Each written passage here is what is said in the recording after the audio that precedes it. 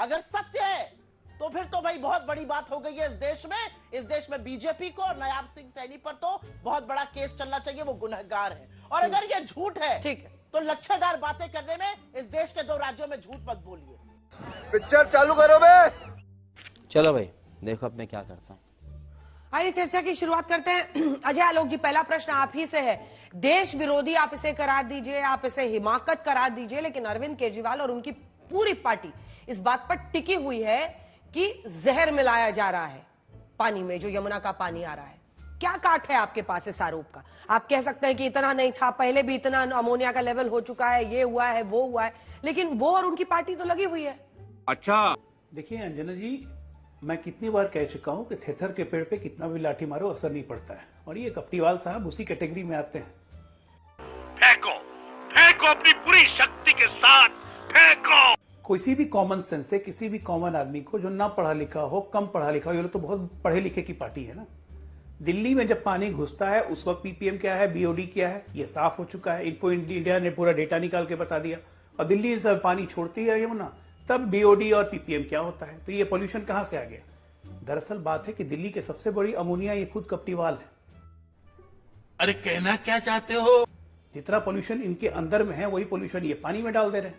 दिक्कत ये है ना, आप ये सोचिए कि ये संघीय व्यवस्था पे सीधे चोट है कि नहीं कि एक पूर्व मुख्यमंत्री बगल के राज्य पे आरोप लगा रहा है कि हरियाणा जहर मिला के पानी भेज रहा है।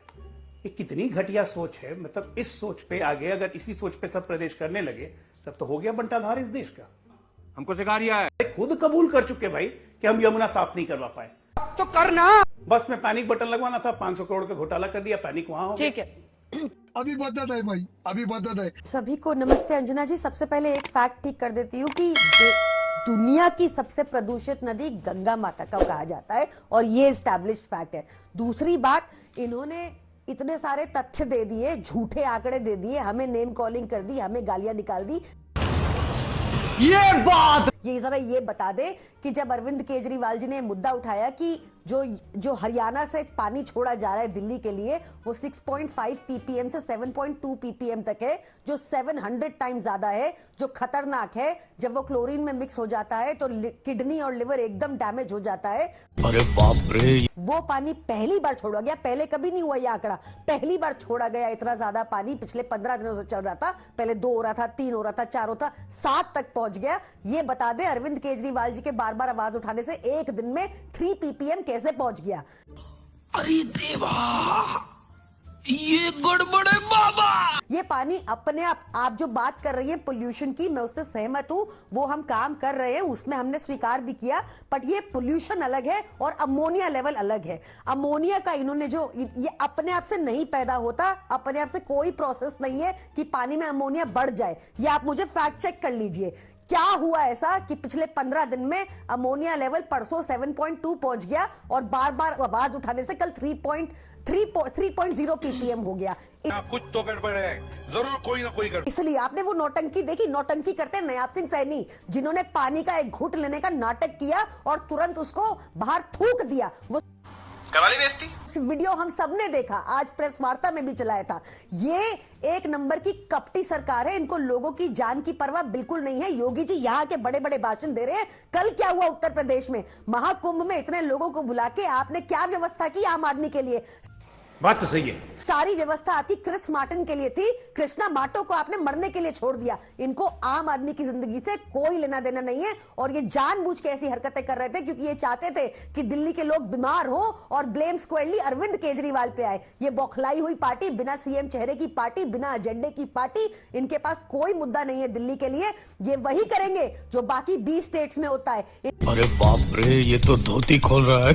इनके 20 स्टेट में एक राज्य बता दें जहाँ 24 घंटा बिजली आती है, 2025 में भी फ्री बिजली तो दूर की बात है। सारे सरकारी खजाने का मुंह इन्होंने अपने पूंजीपति मित्रों की तरफ बांधा हुआ है। अब भी इस हफ्ते की रिपोर्ट है कि 500 सरकारी स्कूल राजस्थान में बंद करके अपने पूंजीपति मित्रों को जमीन दे रहे हैं। ये लोग करप्ट लोग हैं। 2 दिन पहले की रिपोर्ट है, 414 करोड़ का घोटाला मध्य प्रदेश में इन्होंने किया। मैं इनके घोटालों की लिस्ट खोलूंगी तो खत्म ही नहीं होगा ये शो। शाबाश बेटा। शो लंबा छोटा पड़ जाएगा। सुप्रिया जी, एक बार में जवाब दीजिए राजा आलोक जी। सुप्रिया जी को दिखाई। सुप्रिया जी, एक बॉटल राहुल गांधी के लिए भी उन्होंने भरा इसी पानी से। यही नहीं, अभी और सुनिए। मैं सबसे पहले तो एक बात कहना चाहती हूँ और इसका किसी को बुरा नहीं मानना चाहिए। एक दूसरे के नाम को बिगाड़ कर एक बहुत गलत काम बीजेपी कर चुकी है। बेशर्मो शर्म करो शर्म। बिहारी जो झा लगाते अपने नाम के आगे, उनको इनके प्रवक्ता ने क्या कहा था वो कर चुके हैं। मैं तो अरविंद केजरीवाल के बिल्कुल खिलाफ हूं, लेकिन उनको नाम को मतलब विद्रूप करना ऑब्जेक्शन भी नहीं हुआ, मुझे लगता है गलत है, नहीं होना चाहिए। खैर टीवी डिबेट्स आजकल यही है। केजरीवाल जी 5 साल तक पहले कह रहे थे कि अगर मैं यमुना साफ ना कर पाऊं तो मुझे वोट ना देना। उस हक से तो उनको वोट मांगना ही नहीं चाहिए। क्या बात है सर। वो तो नहाने की और पानी पीने की बात करते थे यमुना की, आज वो बोतलों में भर के प्रेस कॉन्फ्रेंस का ड्रामा कर रहे हैं।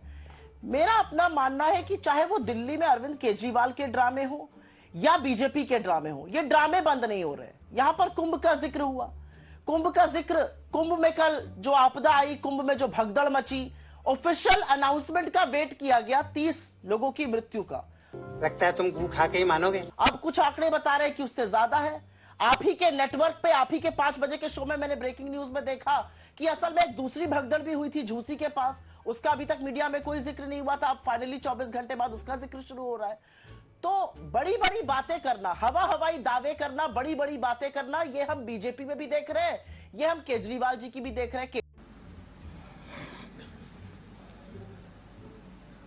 केजरीवाल जी के अंदर अगर थोड़ी सी भी नैतिकता होती तो वो नहीं मांगते वोट, क्योंकि उन्होंने तो आप ही के मंच पर बोला था और सीना ठोक के बोला था कि अगर मैं 2025 तक यमुना ना साफ करा पाऊं तो मुझे वोट मत देना, मैं वोट नहीं मांगूंगा। अब क्यों मांग रहे हैं वोट? बात तो सही है।